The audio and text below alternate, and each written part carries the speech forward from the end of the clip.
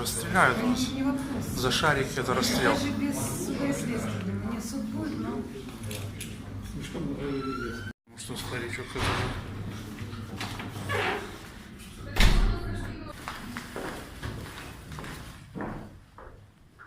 Да, Виталий, я думал, что вы человек.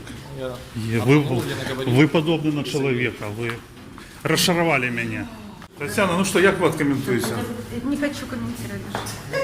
Это пробитое днище. Можно я прокомментирую? Мы пробили днище. Еще вчера. Сколько базовых? Что? 30 базовых. 30? Да. Так это абсурд.